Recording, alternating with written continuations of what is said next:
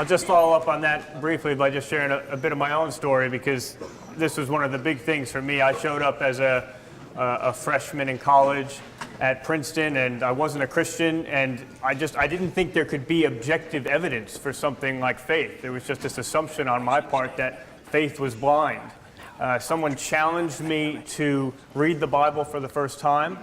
I accepted that challenge, and as I started to read through it, I would cross things out and I would add things, and I'd actually write BS in the margins when I disagreed with things. And people would sort of look over my shoulder and say, "Why do you have a BS in the margin of your Bible?" And I'd say, "Oh, that verse makes for a great Bible study." I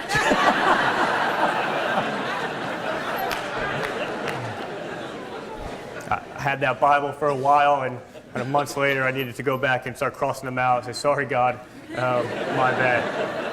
But just to say that one of the things which was so encouraging to me as I started to read through the New Testament, if you get through the Gospels, then you get into the book of Acts where it's talking about the early church, and you just over and over come across words like reasoned and convinced and debated and argued and persuaded, which is actually the word that's most used for when someone comes to be a Christian. They were persuaded to the way. And this just sort of blew my mind in terms of the way of understanding faith. And that started a kind of intellectual search, which ultimately led to me making a commitment of faith. I had thought that I was too smart for Christianity, that it was my mind that kept me from faith.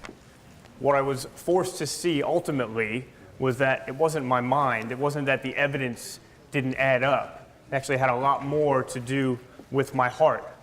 There's a colleague of mine, an Oxford professor. He's probably the most significant British philosopher of religion of the last half century or so. And in 2003, he wrote a book called The Resurrection of God Incarnate.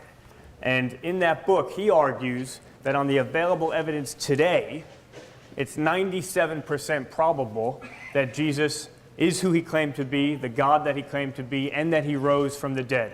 Now, he says in the book, you can't take the numbers too seriously. He likes to work with probability theory, so he gives an estimate in actual calculations and numbers. But still, the fact that someone of his intellectual caliber and reputation can make that claim, make it in print, have it be published by Oxford University Press, and then ably defend it at academic conferences all around the world, I think one of the things it shows is that there is a strong intellectual case for the Christian faith. If you're in this room tonight and you just assume that that hasn't been the case, that's where I was.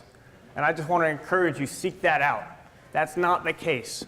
And when you see that that's not the case, then maybe, like me, that will cause you to ask the question, is it really my mind that keeps me from Christian faith? Is it really a lack of objective evidence, or does it have more to do with my heart?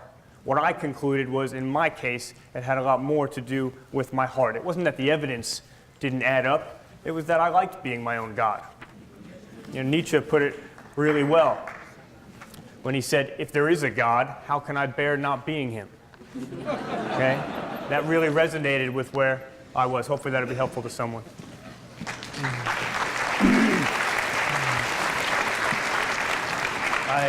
I see the MC is getting up, and I see that they're trying to close it, so this is the perfect time for me to interject. I want to follow up with what Vince just said. He made a great point that really applied to my life as well.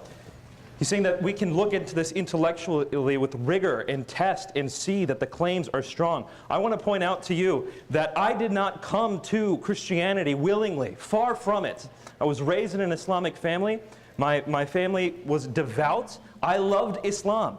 I loved praying 5 times a day. I loved waking up for fasting during the month of Ramadan. I loved hearing the adhan. I loved giving the adhan. My heart was with the faith of my fathers. And I knew that if I were to accept Christ, there was very little worse that I could do with my life as far as my families were concerned than me accepting Christ. As a family that had built its reputation, its honor on the fact that we had followed Islam from generations past. My grandfather was a Muslim missionary. My great-grandfather was a Muslim missionary. The two of them spent their lives in Uganda and in Indonesia spreading Islam. our reputation, our honor in this honor-shame culture came from the fact that we were devout adherents of Islam. And so for me, if I were going to accept Christianity, I was going to have to give up my parents who loved me from childhood. I was going to have to give up my friends in my community that I had been accepted in, and in fact that I was a Muslim leader of. I was leading the youth. I was teaching them the Aqidah. I was teaching them the way to live the Islamic life. I would have to give all this up, and I didn't know any Christian friends who were going to accept me into their arms. I had one Christian friend, and he was about to move. I was going to be alone, and I was going to do the most damage that anyone ever did to my parents. I was going to have to live with that. And I knew as the decision was coming, and I knew I had to choose between God and my entire life. Do I take my family, do I take my friends, or do I pick God? And when I could no longer run away from the fact that I had to pick my Creator, I bowed the knee and accepted Him. And what came next was the most painful year of my life. My parents... My father was a 24-year veteran of the U.S. Navy, retired lieutenant commander. I never saw him shed a tear until the day he found out I was a Christian. He said to me, "Nabil, this day I feel as if my backbone has been ripped out from inside me." And I tell you, he has never stood as tall since that day. And my mother, I've not quite gotten over the fact that she's never been filled with joy as she had been. And every single day as I had to call my parents and I had to see them and I had to see what I had done with them, I was asking God, why did you leave me here? Why couldn't you have killed me between the moment I became a Christian and between the moment I told my parents? Because that would have solved everything. That would have been great. Everyone would be happy right now. Why am I still here? What is this suffering about? And it was in that moment of anguish when I'm trying to figure out what this life was about that I realized the reason God didn't kill me, the reason God didn't take me away was because this life is not about me.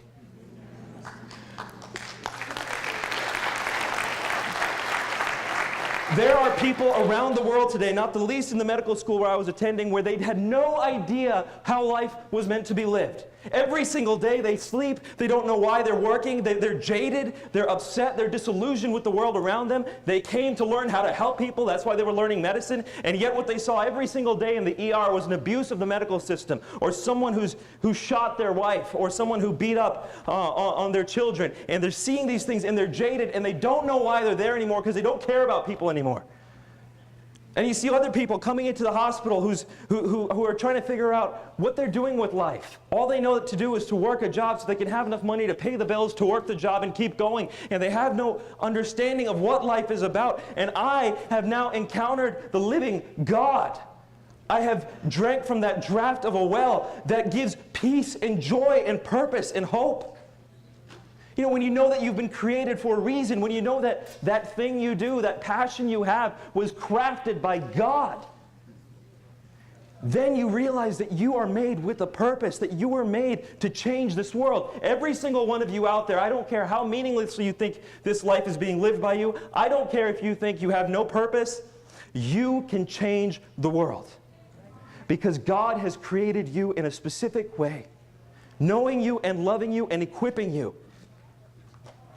And this truth, if we all heard it, if we all shared it, if those of us who at least believed it, and I'm not talking to all Christians here, and I know that, but if there are those of us who are here who knew that what they believed was real and that they ought to live it out with their life, then this world would not be the same. That is what I realized. To sum it up, to follow up on what Vince was saying, if you have to give up a lot, and I know there are people in this room right now who have to give up a lot if they want to follow Christ. If you have to give up everything, I'm swearing to you, having walked down that path, it is absolutely worth it.